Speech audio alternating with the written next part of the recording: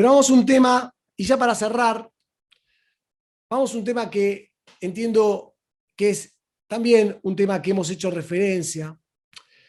Del detalle que fuimos haciendo mención, surge con absoluta nitidez que hubo un grupo de empresas que se prestaron a intervenir en la maniobra para simular competencia y para que no fuera tan evidente el direccionamiento de las empresas del Grupo Báez.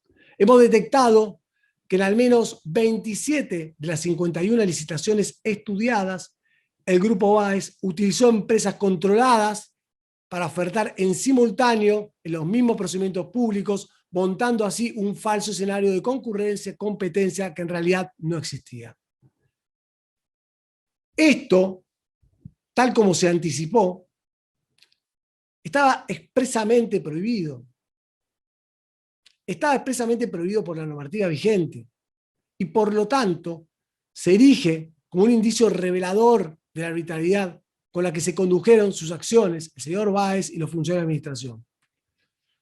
En la misma dirección tampoco puede soslayarse que la situación expuesta debió ser oportunamente corregida por los funcionarios públicos, intervinientes en el cumplimiento de lo prescripto justamente por el artículo 32, inciso A, de la Ley Provincial 2743, que con toda claridad establece, aplicada de manera ilegal, como hemos dicho, la administración rechazará toda propuesta en la que se compruebe que un mismo oferente o representante técnico se haya interesado en dos o más propuestas. Sin embargo, en ninguna de las licitaciones abordadas, los funcionarios públicos aplicaron lo que determina la norma, muy por el contrario. Se encargaron de avalar en forma expresa cada uno de los procedimientos viciados, permitiendo que avanzaran las adjudicaciones a favor de Lázaro Báez en condiciones absolutamente irregulares y en perjuicio del erario. Esta desaprensión hacia el imperativo legal no solamente tiñó las intervenciones de las autoridades de AGBP Santa Cruz, comitente de las obras, y la de los funcionarios de DNB, proveedora de los fondos y presunta supervisora de las actuaciones, sino también la de los funcionarios de cargos jerárquicos del Poder Ejecutivo Nacional, personas oriundas de la provincia de Santa Cruz y como tales, con amplios conocimientos del contratista beneficiado, el señor Lázaro Báez. Estos últimos, en ningún momento de los 12 años analizados, adoptaron medida alguna para al menos revisar o en su caso limitar el millonario financiamiento que el Estado Nacional estaba dirigiendo hacia obras adjudicadas bajo estas irregulares condiciones. Sin embargo, en este análisis que estamos haciendo, no puedo dejar de sopesar, tal como lo vengo adelantando y tal como lo viene adelantando el doctor Mola, que el Grupo Báez y la administración pública no actuaron en soledad.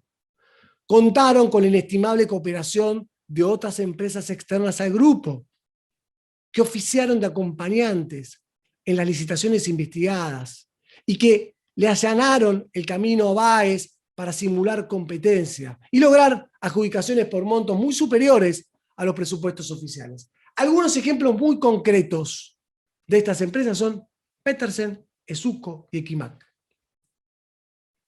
Como ha quedado demostrado en este alegato, la principal competidora por fuera del Grupo Báez en las licitaciones mencionadas fue, en apariencia, la empresa Petersen, que se presentó como oferente en 38 de los 51 procedimientos ficticios.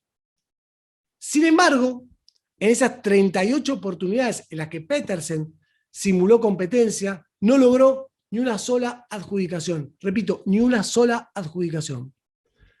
Gran parte de las ofertas emitidas por esta empresa en esas licitaciones fueron consideradas inválidas, quedaron descalificados por excederse de manera sistemática de los límites presupuestarios de los pliegos de bases y condiciones. En esto justamente se preveía que solo se admitían ofertas hasta un 20% superiores al presupuesto oficial, artículo 32, inciso B, de la ley 2743. En varias oportunidades, Petersen superó aquel límite del 20%, casi siempre por unos pocos decimales. Y este patrón de conducta se verificó en una enorme cantidad de licitaciones que estamos enumerando. Volvemos a la de atrás, por favor, un minutito. Ahí. Fíjense. En todas ellas, Petersen fue descalificado. Ya hicimos mención sobre esto.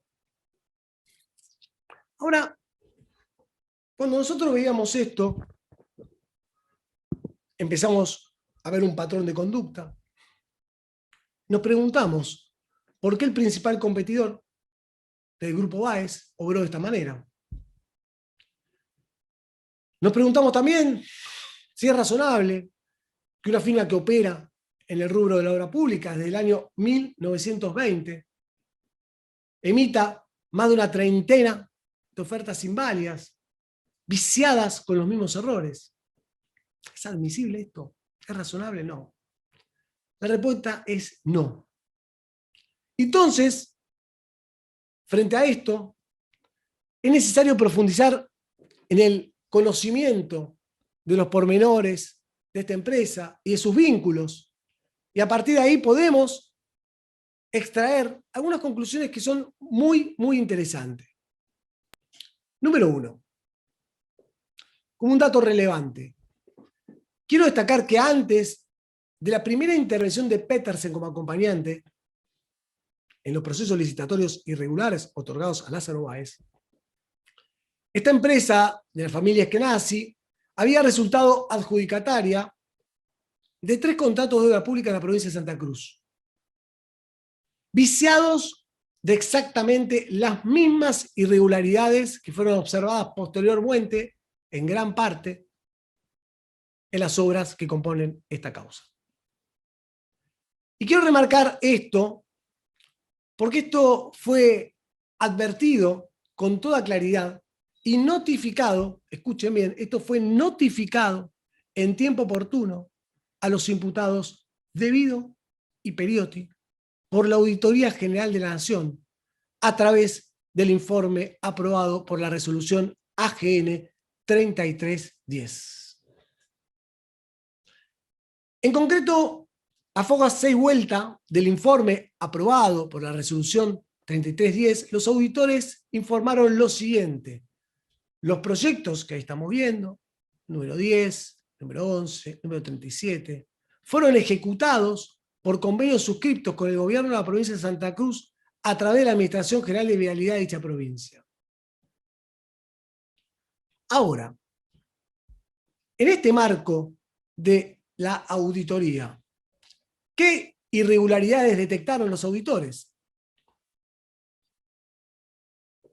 En primer lugar, indicaron que hubo una delegación en la AGBP de funciones relacionadas con la confección del proyecto ejecutivo y trámite de la contratación de la obra a través de un convenio suscripto con posterioridad a que precisamente la AGBP ya hubiera efectuado el estudio, el proyecto y la contratación de la obra.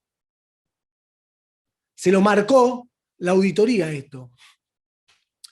Es decir, DNB, a través de Periotti, comprometió el financiamiento nacional de estas obras después de que el ente provincial hubiera por sí solo diseñado el proyecto, elegido el contratista y firmado el contrato.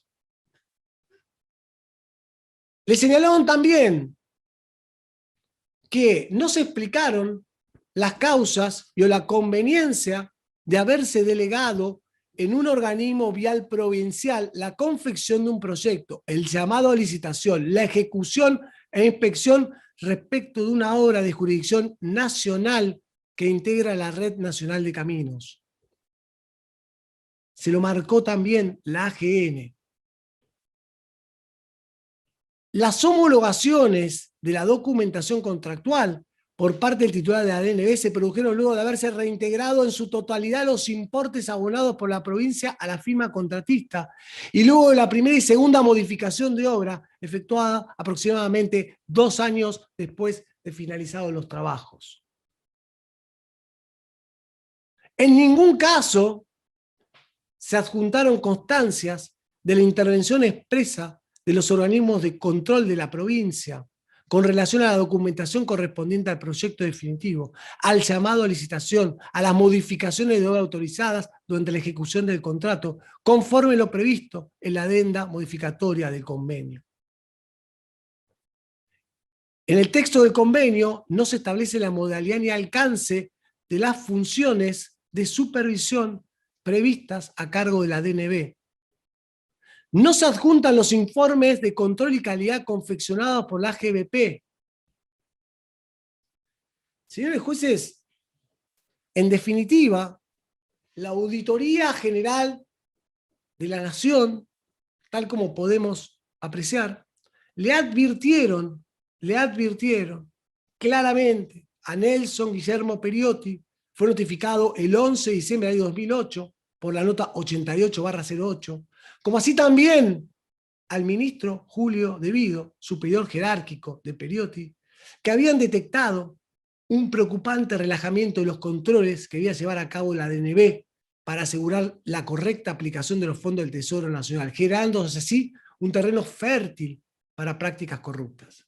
Y cuando digo relajamiento de controles, me refiero en rigor de verdad a una conducta deliberada, sustentada en las acciones claras por parte del titular de la DNB y sus dependientes, tales como la suscripción de convenios en los que se comprometieron a financiar las obras ya adjudicadas, situación aquí reiterada sistemáticamente, la homologación de reintegros concretado mucho tiempo antes, la elusión de la real intervención de los órganos de control competentes. Recordemos que fue él, Periotti, quien con la resolución 1005 ordenó no controlar, el financiamiento nacional sin que el comitente entregara en tiempo y forma los certificados e informes mensuales comprometidos, la falta de supervisión de las obras.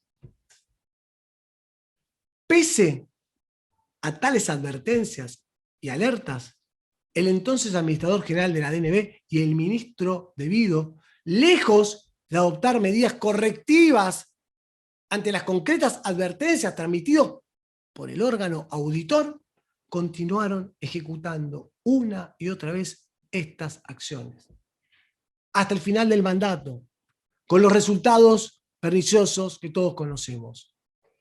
Con todo esto a cuestas, la empresa inició, Petersen, un largo derrotero como acompañante del Grupo Báez en los 38 procesos licitatorios anteriormente apuntados.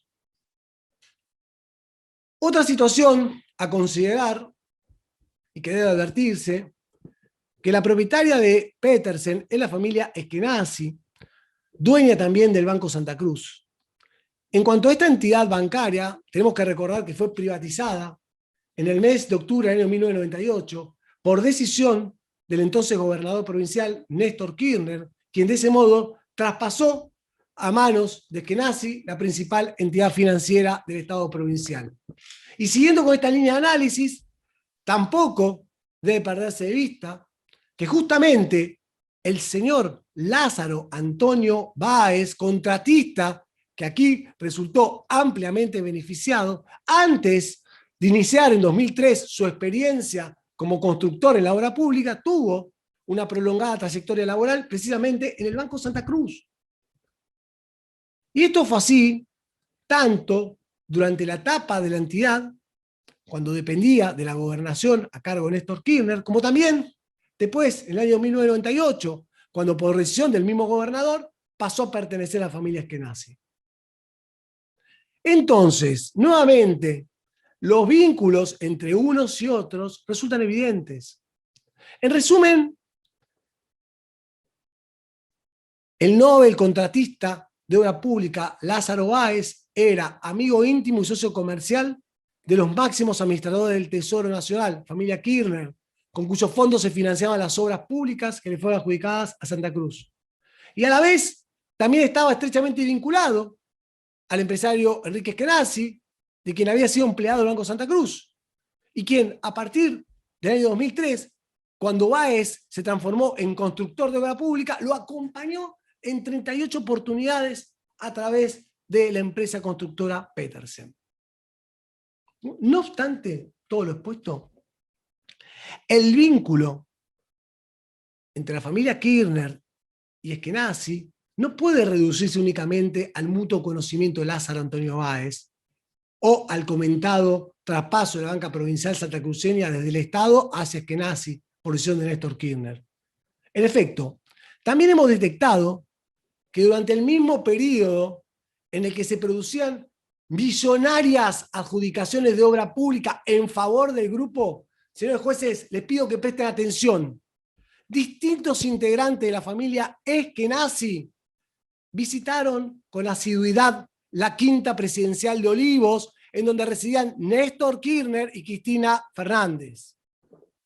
Esto es un dato público, lo podemos ver en la página web de Poder Ciudadano. Como todos sabemos, Poder Ciudadano es el capítulo argentino de Transparencia Internacional. Poder Ciudadano pidió estos ingresos durante estos años. Y lo podemos ver acá. Basta consultarlo, es una fuente pública.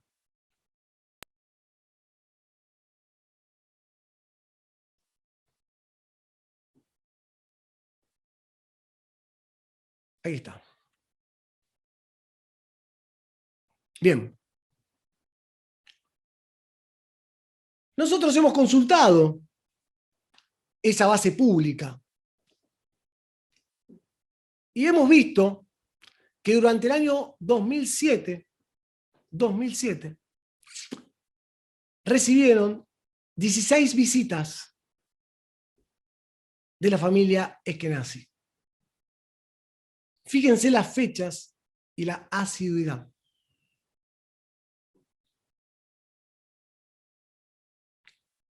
Visitaron la quinta presidencial de Olivos. Año 2008, mientras estaban llevando a cabo todas estas licitaciones, 18 visitas, señores jueces. Acá tienen las fechas.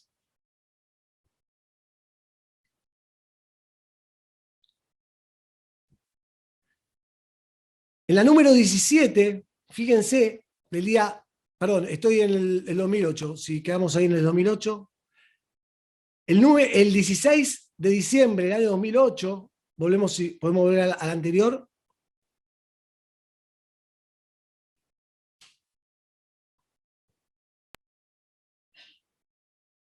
Bien. Fíjense que el 16 de diciembre del año 2008, López, Barata, Eskenazi y Daniel Peralta ingresaron. Durante el año 2009, 22 visitas.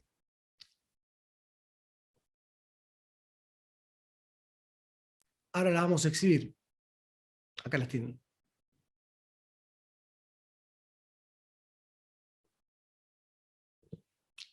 Durante el año 2010, 4 visitas. Y ya en el 2011, una visita. Finalmente, y como otro dato más a considerar, también se ha constatado que durante el lapso estudiado, la familia Kirchner obtuvo 4 créditos millonarios por parte del Banco Santa Cruz, conducido por Eskenazi, que le fueron otorgados el 23 de octubre y el 5 de noviembre del año 2008 por la suma, escuchen bien, de 10.277.933,82 centavos. Y esto sucedió pocos días antes de que el 7 de noviembre del año 2008 se concretara la adquisición por parte de Néstor Kirchner y Cristina Fernández del paquete accionario de la firma Otesur, explotadora del Hotel Alto Calafate, lo cual dio lugar también a la iniciación de otro proceso penal. En definitiva, entiendo que los estrechos vínculos comerciales y personales existentes entre la familia Kirchner y Eskenazi y Báez son suficientes para empezar a comprender por qué del comportamiento que exhibió la firma Petersen, Tile y Cruz en los procesos licitatorios hasta aquí abordados, en los que con absoluta nitidez puede observarse cómo esa empresa fue absolutamente funcional a los intereses del Grupo Báez y la administración pública. Vamos a Zucco, otra de las acompañantes, aunque a una escala menor, a Petersen. Siempre que Zucco presentó ofertas en supuesta competencia con el Grupo Báez, lo hizo por montos mucho más altos que los ofertados por el grupo y superó en muchas ocasiones el 20% permitido, por lo cual sabía que iba a quedar descalificado. Visto esto, en retrospectiva se advierte que esto se hizo absolutamente adrede. Semejante comportamiento aseguraba que las propuestas de Zucco nunca podían ser consideradas como la oferta más conveniente. Incluso, en una oportunidad fue más allá. Directamente resultó excluida sin que llegara a conocerse su cotización. Esto lo podemos ver en el expediente 1832, repavimentación Ruta 3, tramo Gran Julián, Aeropuerto de Río Gallegos, sección 1. La cotización de Zucco ni siquiera llegó a ser conocida. ¿Y saben por qué? Porque el sobre fue rechazado por contener, escuchen bien, defectos formales. Este tipo de yerros tan burdos, tan elementales, en una constructora de tanta experiencia, cuyo titular era nada más y nada menos el expresidente de la Cámara de Construcción, denota que no existía ningún interés real en competir en las licitaciones. En definitiva, poniendo todo eso en contexto, se deduce que el hecho de haber emitido siempre ofertas por montos superiores e incluso en alguna oportunidad con defectos formales, revela que Zucco nunca tuvo la mínima intención de competir en estos procedimientos, sino que simplemente buscó acompañar al Grupo Báez para simular competencia y allanar el camino hacia la adjudicación de contratos millonarios. Tampoco puede soslayarse que el titular de Zucco era por entonces el señor Carlos Guillermo Enrique Wagner, quien en el marco de la causa 9806 del año 2018 fue procesado y elevado a juicio por estimarse que integró, junto con Cristina Fernández, Julio Devido y José Francisco López, una asociación ilícita. Esta asociación ilícita, según lo que se desprende del autoprocesamiento, de los requerimientos, desarrolló su actividad al menos desde mayo de 2003 hasta noviembre de 2015 y su finalidad fue organizar un sistema de recaudación de fondos para recibir dinero ilícito con el fin de enriquecerse ilegalmente y utilizar parte de esos fondos en la comisión de otros delitos. En el cuadro que a continuación vamos a exhibir, quedará bien en claro que la empresa ofertó fondos millonarios para aparentar competencia. En total, fueron 10 las licitaciones en las que se presentó y aparentó competencia. Vamos a ver también, en las primeras, cotizaba precios cercanos al 20% o más del presupuesto, y a partir de la licitación 39, montos cercanos al presupuesto, tal como lo hemos advertido ya, y que ya fue parte mencionada y además una parte del montaje de la maniobra. Veamos. El ADNB 4268, 21,50.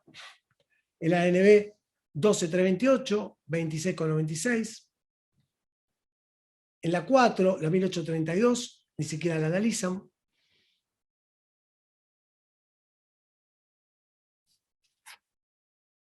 En la 3163, Zucco 16,3, siempre comparando con las demás empresas, siempre quedaba afuera. En la 8460, 18,67. En la 13191, 21,01.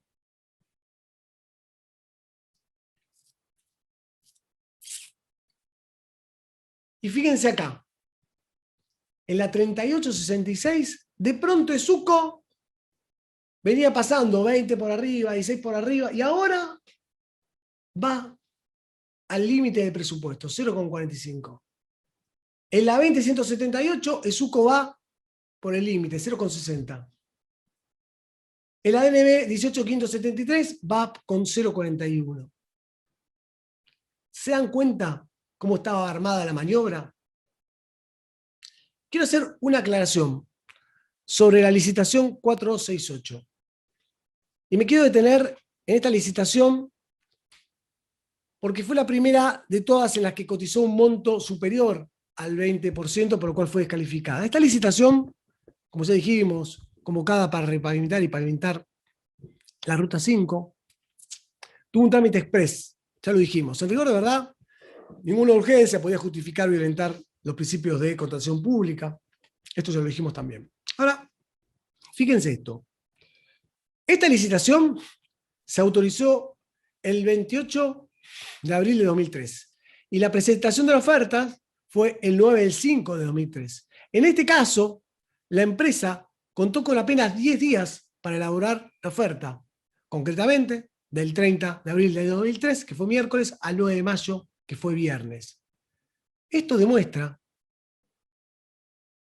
no solo que no se respetaron los plazos de publicidad en toda la contratación con el Estado, sino que era materialmente imposible que en 10 días pudieran presentar ofertas. Máxime, cuando tienen que realizarse, como sabemos, estudios, análisis, que demandan un tiempo prudencial. Pese a esta grave y patente irregularidad, y que reiterado, se definió toda esta licitación en 25 días, como en todas aquellas en las que participó la empresa, jamás solicitó en el trámite licitatorio aclaraciones, especificaciones, impugnó, nunca impugnó. Y esto demuestra, de manera manifiesta, una connivencia inadmisible con la maniobra aquí detectada. Lo mismo pasó con la licitación 12328, un 26%. ¿Qué perspectiva real, por arriba del presupuesto, qué perspectiva real tenía de ganarla?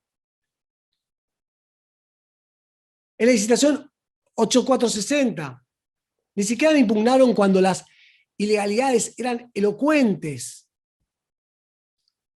Acá se determinó, en esta 8460, que la comisión de preadjudicación se pidió antes de que estuviera conformada. La comisión de estudio en esta licitación se fue conformada el 8 de marzo de 2006, con posterioridad al acto de apertura. La comisión se pidió el 6 de marzo del año 2006, 2 días antes de la conformación de la comisión. Y frente a esta burda irregularidad, digo, cualquier empresa lo ve, debió haber impugnado, debió haber dicho algo, no lo hizo. Debió reaccionar, no lo hizo. Y esta, la falta de impugnación, es la prueba también más clara de que en realidad nunca compitieron y solo se prestaron para llevar a cabo la maniobra. Y voy a terminar ya con Equimac, ya me falta poco, porque la misma situación ocurrió con Equimac. Al igual que Zucco y Petersen, siempre ofertaba por montos más altos que el Grupo Baez, con lo cual sus chances de ser considerada la oferta más conveniente eran prácticamente nulas. Nuevamente, se advierte en este caso que el Grupo Baez contó con la inestimable cooperación de esta empresa, que ofició de acompañante en las licitaciones investigadas y le allanó el camino a Baez para simular competencia. Equimac se presentó en 7 de las 51 licitaciones analizadas en esta causa. Había los números expedientes, igual ya lo hicimos mención nosotros. Nunca ganó. En el expediente 12328, esta empresa formuló la propuesta que fue como precalificada como la más conveniente. Y en consecuencia, esa obra le fue adjudicada. No obstante, a menos de 3 meses del comienzo de los trabajos, el 28 de marzo de 2005, se presentaron en la AGBP las empresas Austral Construcciones, Sucesión Ademo y Bancalani, junto con Equimac, para hacerle saber a la autoridad vial que habían firmado un contrato por el cual Equimac cedía la obra. Acá está la nota. Ahí tiene la nota. Y este frustrado triunfo de Equimac no fue casual. Por tratarse de una primera licitación en el año 2005, Austral carecía de capacidad para ser adjudicataria. Y por lo tanto, el artilugio consistió en adjudicarle a una empresa con capacidad, Equimac, para luego, recién iniciar las obras, cedérselas al grupo. Es realmente insólito desde todo punto de vista. Veamos cuál fue la intervención de Suco en las licitaciones, de Equimac, perdón, en las licitaciones. En la DNB 12328, 16,56, en la siguiente 18,62, en la siguiente 19,94, siempre por arriba del presupuesto. En la 3654, 20,58. En la siguiente 22,58. Y de pronto, en la licitación 44, Equimac oferta 4,53. Se ajusta el presupuesto. Ahí cerquita del presupuesto. Lo mismo sucede en la otra licitación.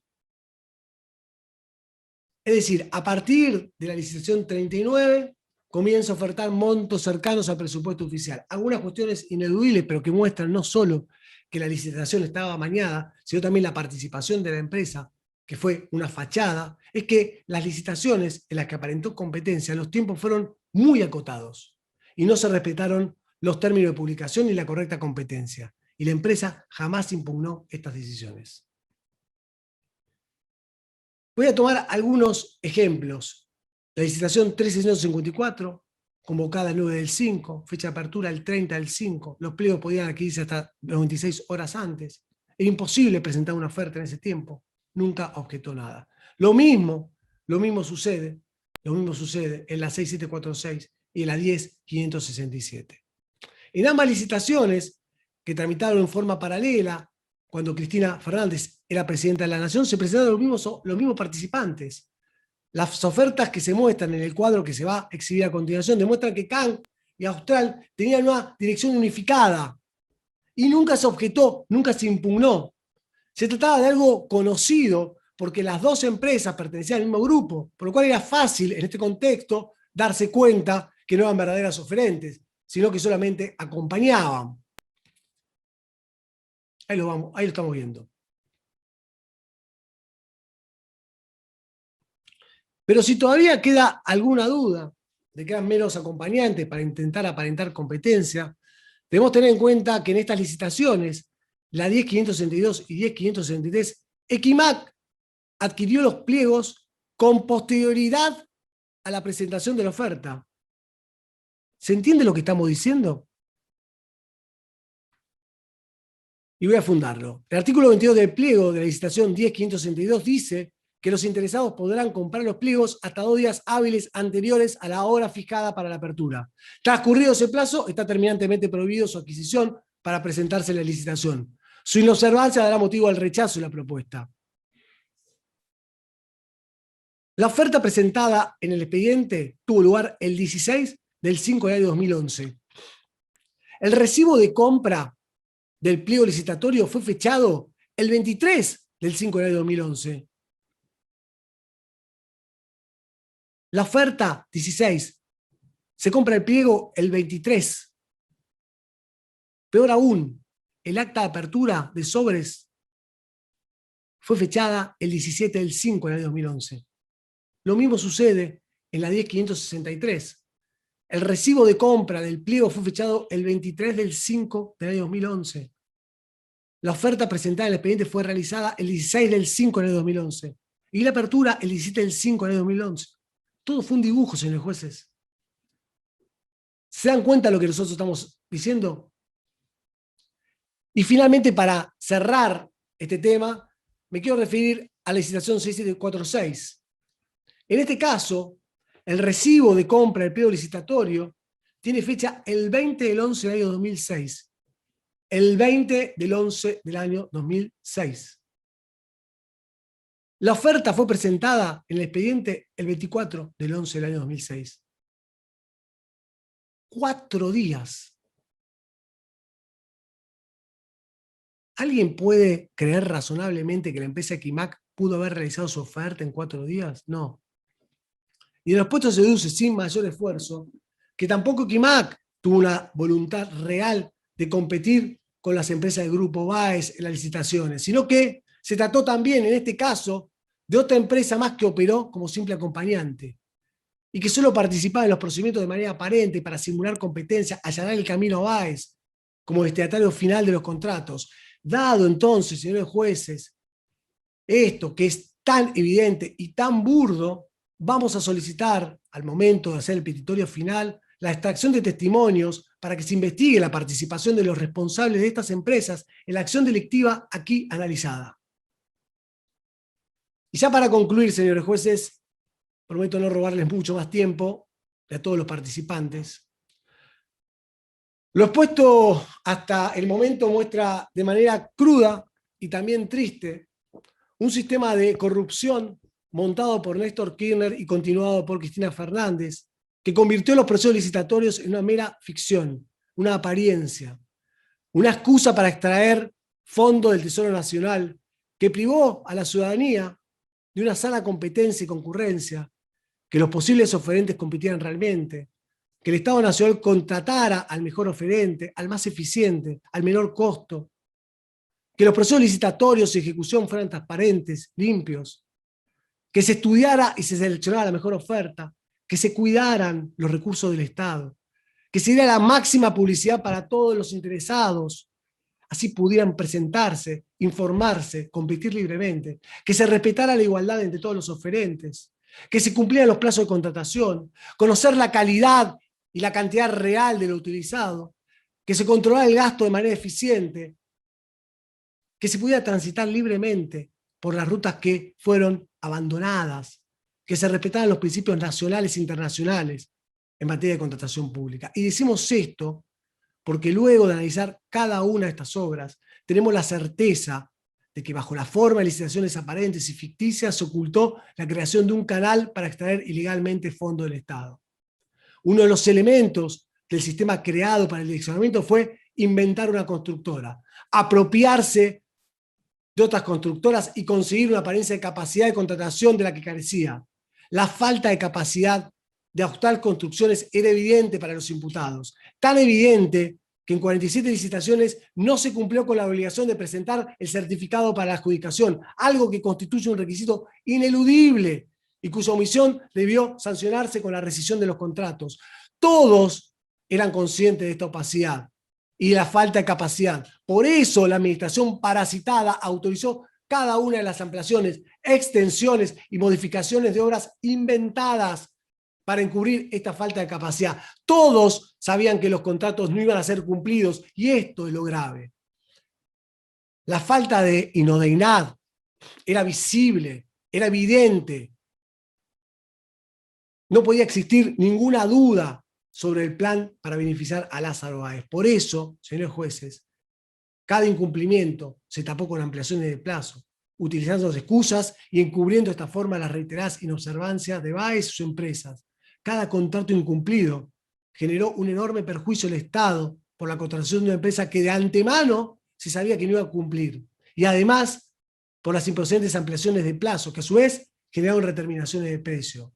Porque vamos a decirlo muy claro, una cosa es redeterminar precios debido a que en el curso del contrato es necesario restablecer el equilibrio de la ecuación económica y financiera del contrato, y otra, muy distinta, es redeterminar por el incumplimiento del contratista. Esto último no corresponde, esto último está vedado, esto último es ilegal. Lo que corresponde es que cuando el contratista no cumple, se rescinda el contrato. Acá, a pesar de los incumplimientos, nunca se multó, nunca se sancionó. Solo se rescindieron los contratos cuando decidieron de manera organizada abandonar las obras con el grave perjuicio que esto generó. Lo que sucedió es que el grupo actual fue siempre una cáscara, fue el móvil del delito, que se mantuvo al amparo de los 3 pedidos presidenciales. Y cuando finalizó el último mandato presidencial, se acabó la fuente de financiamiento y los responsables iban a quedar expuestos a todo lo que vimos a lo largo de estas audiencias. Una colosal defraudación en perjuicio del Estado. El análisis de las aparentes licitaciones puso luz sobre los hechos y a medida que fuimos avanzando, todos nos fuimos sorprendiendo y también angustiando también por lo que veíamos. El saqueo del que fue víctima nuestro Estado. es que es imposible no sorprenderse y además es imposible no entristecerse por lo que ocurrió en nuestro país. Máxime, cuando hemos probado un sistema de direccionamiento, una particularidad y una nota de gravedad. La cartelización que facilitó el direccionamiento no fue un simple acuerdo entre competidores para maximizar sus beneficios eludiendo la competencia. En este caso, la cartelización fue armada, diseñada, organizada y ejecutada de los máximos responsables políticos del Estado, con el objeto de direccionar licitaciones hacia las empresas de Lázaro Báez. Exhibimos una serie de circunstancias que, analizadas en su conjunto, muestran la existencia de una estructura institucional funcional al direccionamiento de estas licitaciones, que comenzó desde la primera licitación hasta la número 51. Eso es todo por hoy, señores jueces. Muchas gracias. Muy bien, vamos a disponer entonces del cuarto intermedio. Hasta